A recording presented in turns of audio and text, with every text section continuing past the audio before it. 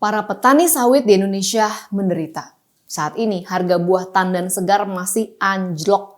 Petani sawit rugi akibat kebijakan Menteri Perdagangan Lutfi sebelumnya.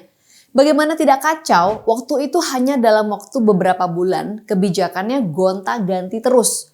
Mulai dari penyeragaman harga jual minyak goreng, produsen dipaksa jual rugi, sampai dengan kebijakan pelarangan ekspor. Padahal pasar itu punya mekanismenya sendiri. Ketika mekanisme itu rusak, akhirnya muncul ketidakseimbangan. Itulah yang sekarang terjadi pada industri minyak sawit Indonesia. Akibat pelarangan ekspor minyak sawit itu, kontrak-kontrak penjualan ke luar negeri batal karena tidak bisa dipenuhi. Para pembeli itu akhirnya beralih ke produk minyak nabati yang lain. Misalnya ada yang beralih ke minyak bunga matahari, canola, kedelai, dan banyak lagi.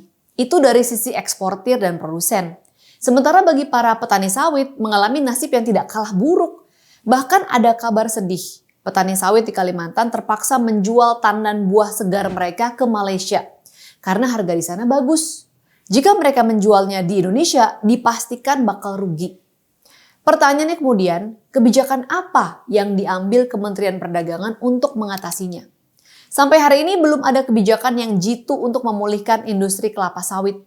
Petani kelapa sawit terpuruk, para produsen merugi, kehilangan kontrak pembelian, negara pun kehilangan sekitar 1/4 sumber pendapatannya.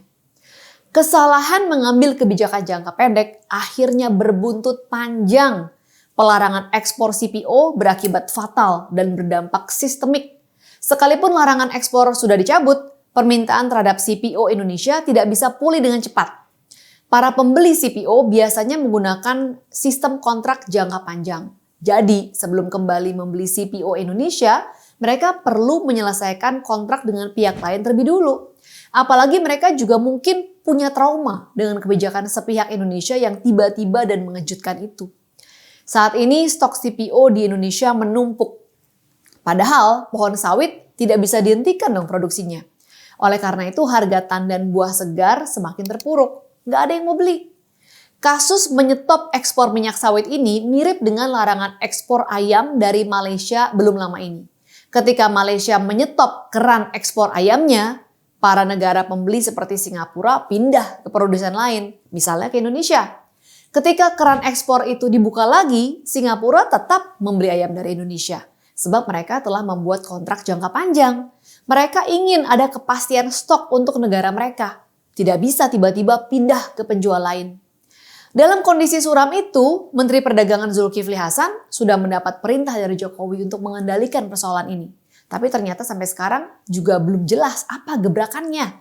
Apalagi kebijakan yang diambil pendahulunya berdampak fatal bagi ekosistem perdagangan sawit kita.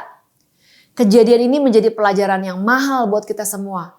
Jangan membuat kebijakan emosional dan sesaat karena efeknya bisa berkepanjangan. Padahal CPO menyumbang 1/4 dari pendapatan Indonesia. Akibat kebijakan Lutfi yang dulu, industri sawit kita jadi rusak sampai sekarang. Akhirnya pihak yang paling dirugikan adalah petani sawit juga. Kini para petani sawit kita sedang menderita. Semoga segera ditemukan terobosan untuk menstabilkan persoalan minyak sawit ini. Mungkin Pak Jokowi harus turun tangan sendiri. Karena menteri saja mungkin tidak cukup untuk mengurus persoalan pelik ini.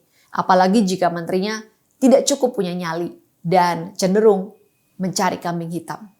Kita berjumpa lagi dalam Sis Grace on Mic selanjutnya.